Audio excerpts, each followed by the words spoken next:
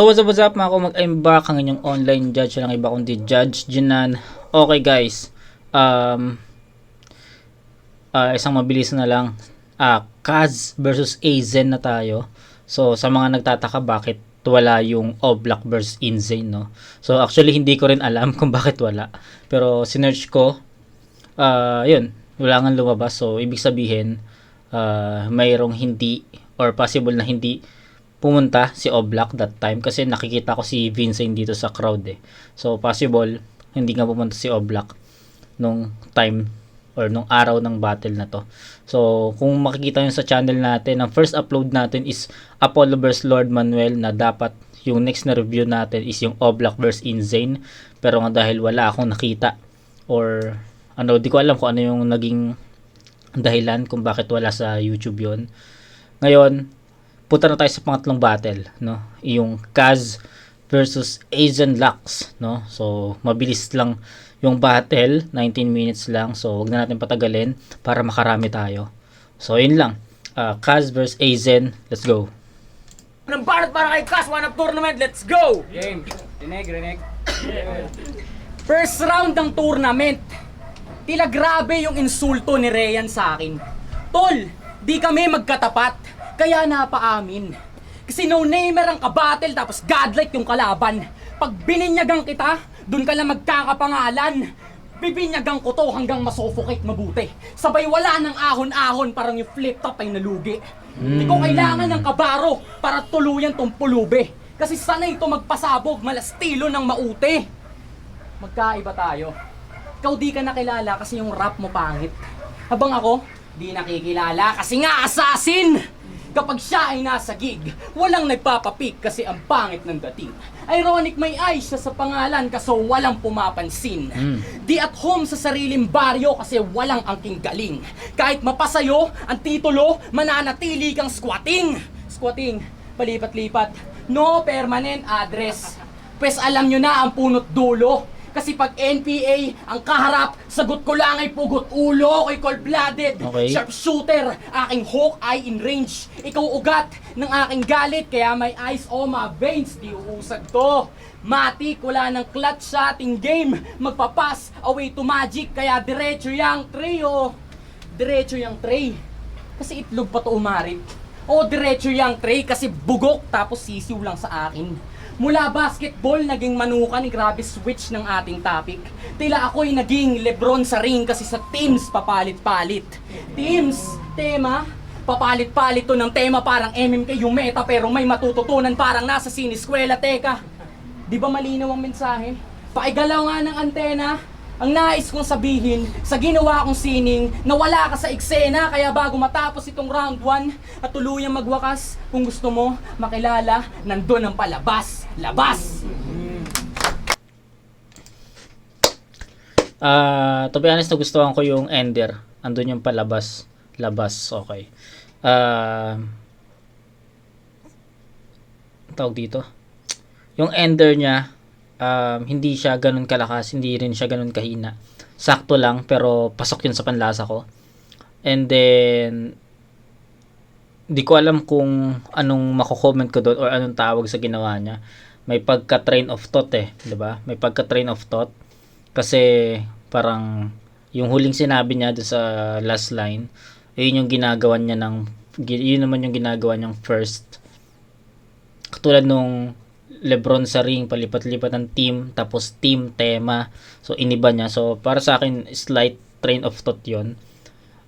Yung transitions okay kasi yun nga, nabanggit ni Kaz doon na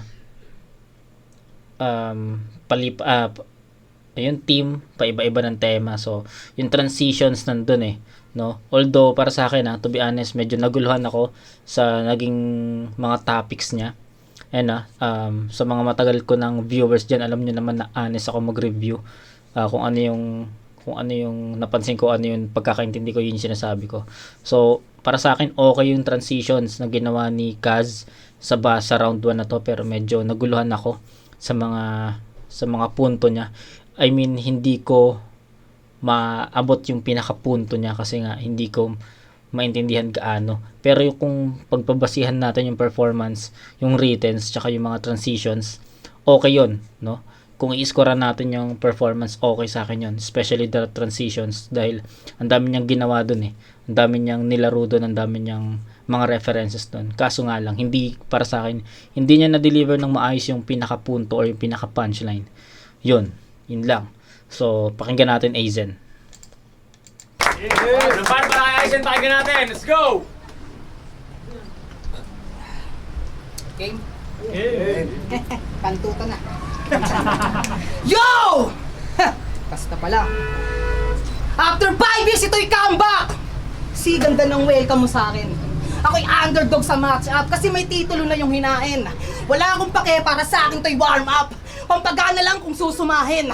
Malapak man to pag bumwelo kahit saan ka malalelo, kukulatain. May kas ka lang sa pangalan. Hindi ka malakas, madali ka lang wasakin. Kahit anong kaskas at paandar mo dito, kay buhaya na enforcer, di ka makakalagpas sa akin. Di lang expectation yung babasagin. Pati tong kas, babalik ta rin, mapapasubo to sa akin. Oo, no, Neymar yung kalaban. Alam kong kampante ka, iho. Mas ganito ako magpakilala, ako unang tatalo sa'yo dito. Kaya umuwi ka na, nerdo. Bumalik ka dun sa ikisan. Bawal lalampa pa dito tong pinasok mo, susuran.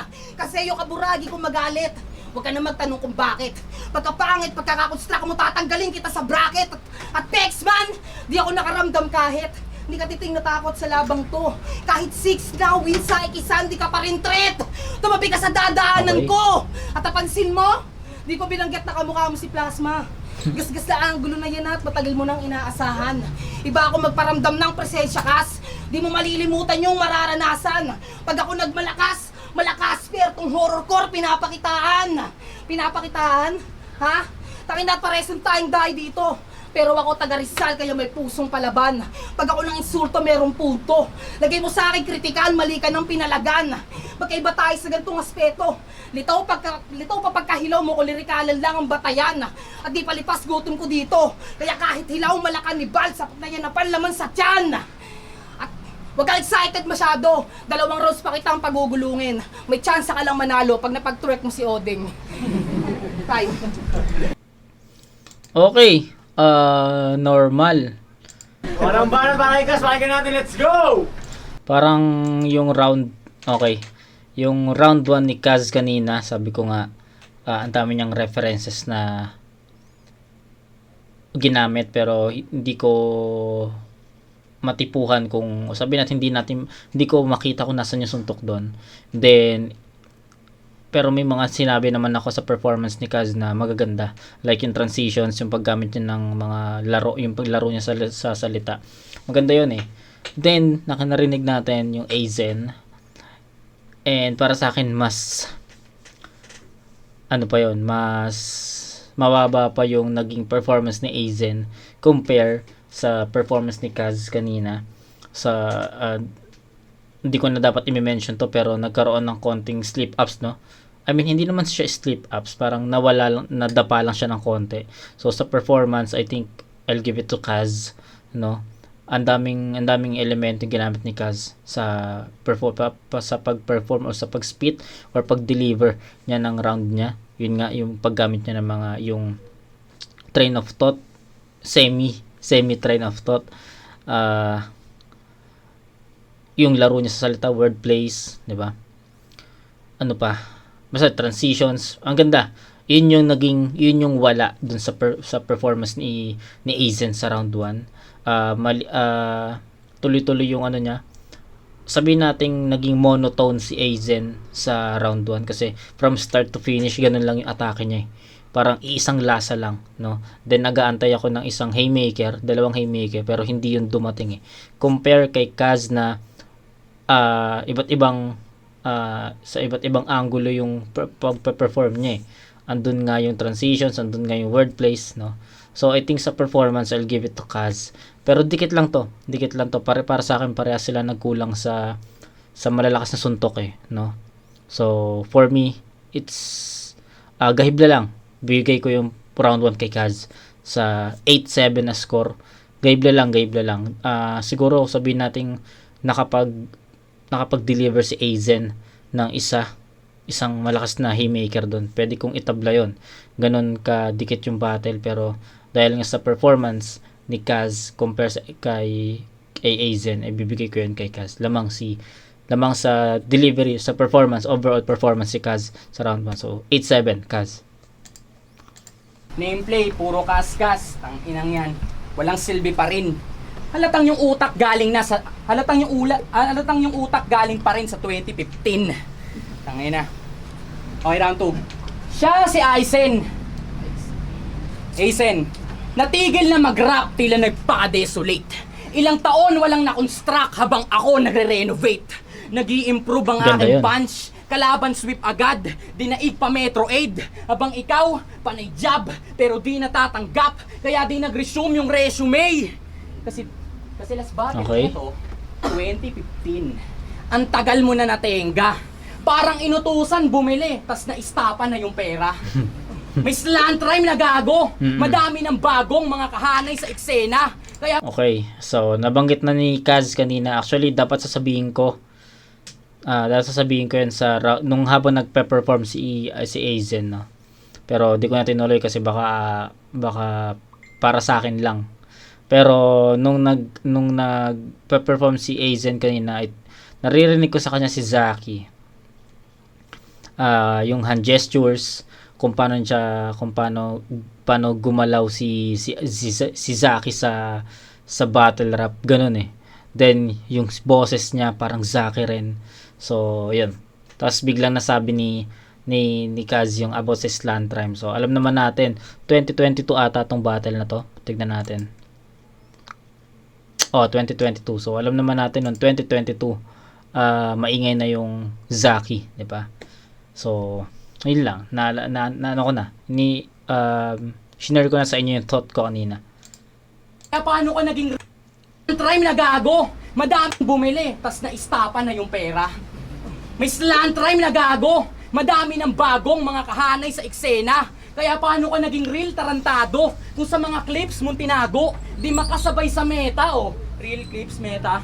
Napunta pa sa Sokmed, yung dala ko na comment, Diyos ko po. Sige, para akong nature vlogger, aking content punong-puno. Puno, kalikasan. Sige, likas ang kagubatan pero iba ang nagdisenyo. Kasi primitive gamit na parang Green Inferno. Mabalik tayo sa wak na kahapon. Ganda yun. Yung laban mo kay Crazy Bon, nang lilimos ka ng reaction. Nangihingi ng simpatsya. Tila galawang streamer par. Sa akin subukan mo, mag-react, bibigyan kita ng star. Okay. Di totoo yung theory of evolution. Pinatunayan niyang maigi. Kasi nung laban niya kay Bon, nirhyme yung lalaki sa tigre. Tangina, lalaki, tigre, edi hayop yung bitaw. Kaso di naman banayad. Naging hayop ka lang doon kasi bitaw mo merong sayad. Hayop, sayad, okay. Pinaglaruan ng battle rap career. Kasabayan niya si Manda nung hindi pa siya baliw. Yung batchmate mo, malayo at maraming narating. Habang ikaw, nananatiling patient. Kaya di gumagaling. Kasi ang karanasan ng tinuturing kong Galing. kaibigan. Oo, sick ang aking class pero di nagpapaliban. Habang ikaw tamad, karir di sinasagad. Kasi takot sa kamalian. Kaya di nahaba pa yung buhay kahit matulog sa pansitan. Kaya bilang pagtatapos Ang daming reference na naman na pinakita si Kaz dito sa battle na to. Sa round 2. Punong-puno, malakas to. wala kang sisilayang buhay. Astig yun. Kasi Gusto ko takot yun. sa kamalian. Kaya di nahaba pa yung buhay kahit matulog sa pansitan. Ganda nun. Ang ganda nung linya na yun. Hindi nahahaba kahit matulog sa pansitan. Astig nun para sa akin. Kaya bilang pagtatapos ng round 2, wala kang sisilayang bukas. Kasi bruin mo, hindi ka nakilala pero nalagyan kita ng butas. Putang ina mo. Ang ganda nung ender niya. Galing, ang lakas ni Kaz dito. Alam mo yun, from 8 points sa round 1, biglang boom. Angat. Biglang umangat yung performance ni Kaz. So, yun, gusto ko yung round 2 ni Kaz. So, bigyan ko ng 10 puntos yun. Kung ang comment ko sa round 1 ni Kaz kanina is medyo nagkulang sa mga power punches, dito sa round 2, nandun yung mga power punches na hinahanap ko. Although, yun, walang crowd reaction, pero for me, it was a very good round. Ang ganda nun, tol. Sobrang ganda nun, and nagustuhan ko kung paano siya mag-perform, nagustuhan ko yung mga laro niya, gustuhan ko yung mga haymakers na yung mga punches niya. Solid, no? Hindi ko na mention isa-isa yung mga linya, pero tangina, nabusog ako doon sa mga narinig ko na lines kay Kaz. Nagustuhan ko yun. Real talk, nagustuhan ko yun. Lalo na yung dinahaba yung buhay kahit matulog sa pansitan. Tangina, lupit nun. Yun yung pinaka nagustuhan kong linya, pero other than that, marami pa before yung line na before dumating yung line na yun. So yun, solid na Kaz to. Hindi pa nagra-round to si Aizen, pero bibigyan ko na ng 10 points yung Kaz dito. Malakas yun. Last. Anong banat, Asian? Tangina, tulog yata kayo eh. Irekan nyo naman, kawawa eh. Game! Sa malabo mong paningin, kita ko na hindi mo natanaw yung maaari sa iyong mangyari. Ikitang palasang naligaw, ako yung maaari sa iyong mangyari. Inanyayahan ka ng Diablo sa piging para dito mapasama ka. Yan, no, yung mga kung paano siya gumalaw, nakikita ko sa kanya si Zaki. Isang tugon yun ay maling pagtanggap mo't mapasama ka, di nasasang-ayon sa iyong tsamba. Wala nang butas sa malalabasan, laging kargado ng bara. Mali ka na napiling kalaro. Mala child's play madugo kahit tatunog pambata, sige dampot ng pistol.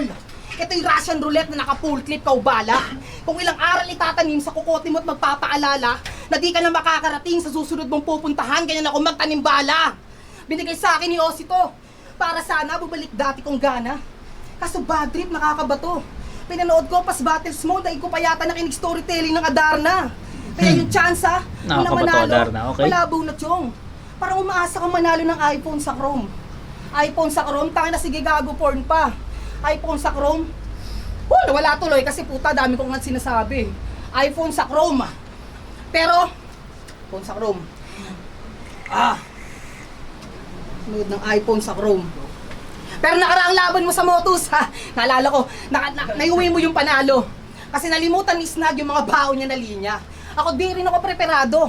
Kasi pag utak ko nagblanko, tsak na baon ko, ulo mo gago, pauwi ng pililya kasi di lang. Puro hangin paggaling sa amin, nasahan mong merong ibubuga. Kung madali lang, mga hinaing kalaban sa'yo dati, pasibahin mo ko sa mga nauna.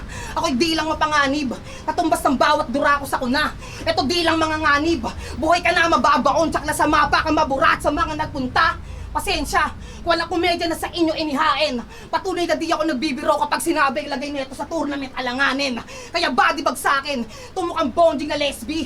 Last man mo bestie, gago di ako friendly. Bububugin kita all 3 rounds, di ka makakaranas ng mercy. Time, gago ka. Okay, so nakabawi naman si Aizen after niya mag-choke. Pero overall same eh. Sabihin natin walang choke, no. Disregard muna natin yung choke ni Aizen doon. So, yung rounds 1 and 2 ni Aizen para sa akin same, no. Nagkukulang pa rin sa mga mabibigat na suntok eh, tsaka linya. Then sige, ipasok na natin yung choke niya. For me, after ng choke niya, 'di ba nag-perform pa siya, nakapag-spit pa siya ng ilang lines. Para sa akin, nakabawi siya doon, no, kasi ang lakas ng power, ang lakas ng energy nung pagkaka-perform niya dun sa right after ng choke niya. So, para sa akin, enough yun para ma-fill in yung choke na nangyari dun sa round 2. Pero, overall, may choke man o wala, para sa akin, same yung naging performance ni Aizen sa round 1 and 2. So, ganon. So, bigyan ko pa rin ng 7 points si Aizen sa round 2. So, 14 si Aizen. May 18 na si Kaz. So, 10 to 8 yun. 10 to 7 yun. Malayo yung agot na yun, pero hindi pa uli ang lahat. May round 3 pa. So, yun. 8-7 sa round 1. 10-7 naman sa round 2. So, 18-14. Kaz. Siya daw yung magiging harang sa bracket. Talagang napakapanganib. Ninakaw yung tanimbala. Tangina, oo nga, dun ka nga lang naging balakid. Mo. Game round 3. Ilalaan ko itong third round para i-address ang putang ina mo, de o gano'n na MC. Kaya Paul Verano, aka Aizen, aka 2015 battle rapper, nakakabalik lang sa eksena. Bakit ka nandito? Kasi yung battle scene malakas na ulit, tas pwede na magbenta ng tosino. De, walang kaso doon. Ang kaso lang, mali yung strategy. Yung bar at battle, ginagawa niyong marketing, buy and sell. Since nakuha na yung item, isi-ship na lang sa Train of hukay thought to. talaga to. Kasi pagkabitaw ng mine, isi-steal ko buhay mo. Pag nag-grab ko na yung cash, biglang sampa sa winning streak. Kasi pag sinakyan ang cash, swabe delivery. Sadyang inulit ko yung tema dun sa round 2 na eksena pero di pa sober cup. O tungkol to sa karera mo na walang kwenta at dun ka lang nag-overlap. Nasiraan ka ng makina. Kaya tamang nood na lang ng floodway at flip top. Beach walk, tamang bigay ng thumbs up at gasolina dun sa pit stop. Kaya Okay. ngayon, panishare na lang ng battle kasi tadhana ay maalat. Pero deep inside kating-kate na pangalan lumaganap. Kung ikay nagtatanong, paano sumikat ka agad? Aking sagot ay 00 para sarili mo kumalat kaya bang! Pero mga iba, gamer pala to. E di grabe na yung pressure. Kaso di kanila masisave pag nag-start itong adventure.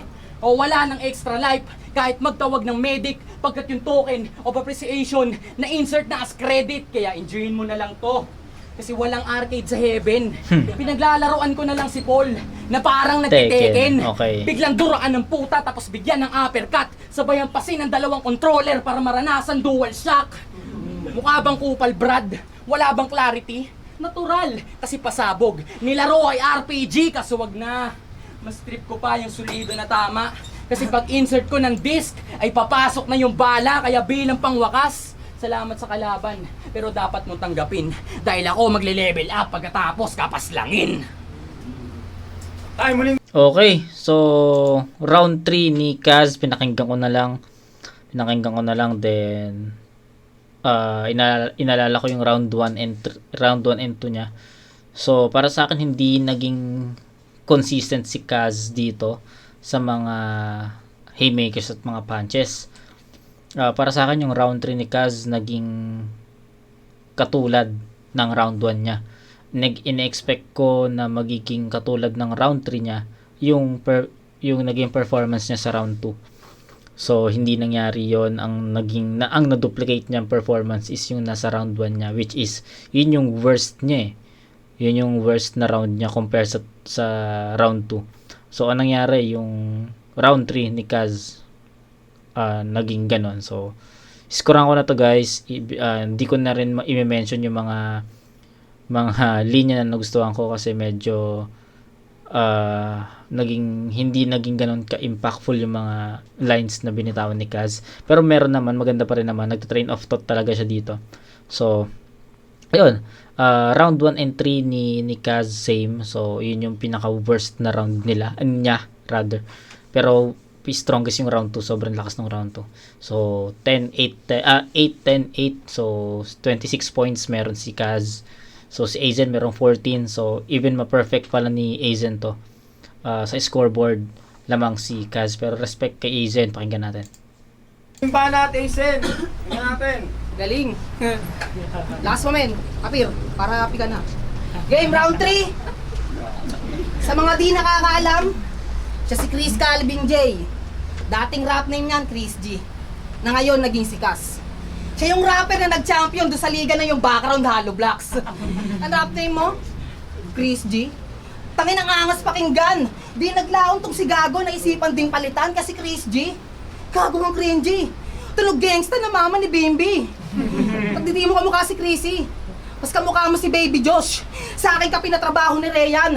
Kaya yung hiling niya pagbibigyan at nagdala ka ng pulbo. Kayo ka mabibergin at kung sa tingin mo, madali mo akong matiteknikan. Yung pantanga mo na bara di effective yan. Pag ako sumipat ang angle, malatensinhan. Mas matalas pa yung dila sa samurai ni Kenshin Man, sa'yo pang fencing lang. Kung iniisip mo na ikaw yung dream match ko, ulul, wag kang assuming dyan. Mag-i-enjoy lang kami panoorin ka kung kalaban mo si Peter Pan. Kasi wala nang gamot sa kabaklaan mo na taglay. Sila paka ni Paulo sa rap line. Wala kang nagawang kundi umaray. Kaya walang rason para tong gagong tuurungan. Yung swerte mo ngayong round 3 natin susubukan. Huling sulat ko sa'yo, binahon ko. Di ko kinalimutan. Pag sa ulo tinutukan. Di lang bibinggo tong nilapag yun na pambato, panigurado, mapupuruhan. At teka, curious lang ako. Galing to. Baka pwede magtanong, sana ox lang.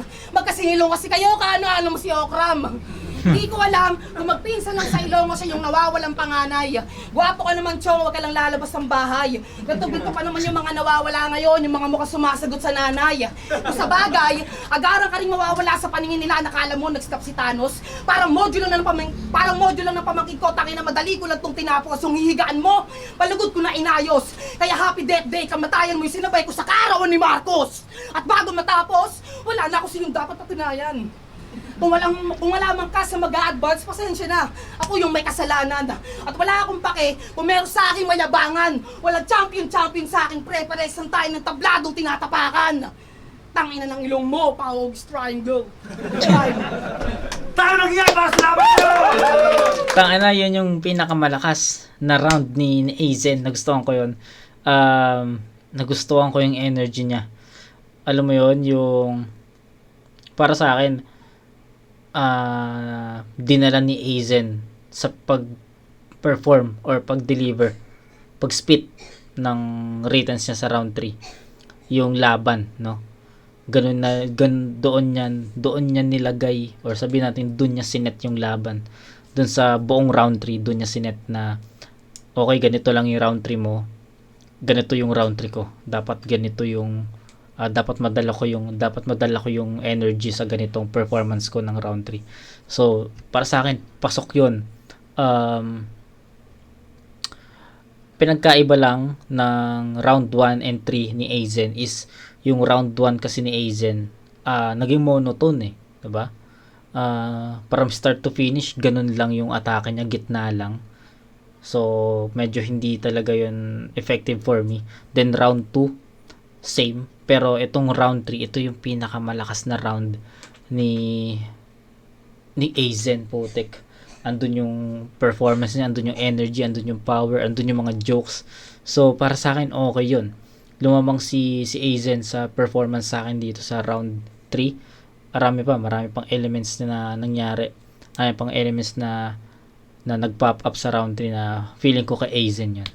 So, ayun. Power punches or haymakers, I think hindi pa rin ganun ka-impactful or hindi pa rin ganun kalakas, pero sa performance ibibigay ko yun kay Aizen. So hirap to kasi from 7 points sa rounds 1 and 2, bibigyan ko ng 9 points to, no? So pinag-compare ko yung round 2 ni Kaz tsaka yung round 3 ni Aizen kasi yun yung pinakamalakas na round nila parehas, pero for me, yung round 2 ni Kaz superior yon. Hindi pa rin matatalo ng round 3 ni Aizen, yung round 2 ni Kaz. So ayun yung naging basis ko ng 10 points. So para sa akin, bigyan ko lang ng 9 points yung Aizen dito sa round 3. So round 1 and 2, 7. So 14 plus 9, 23. Si Kaz naman mayroong 8, 10, 8, 26. So 26 to 23 in favor of Kaz. Round 1 Kaz yun, round 2 Kaz, pero round 3 Aizen yun. So 2 rounds to 1 Kaz.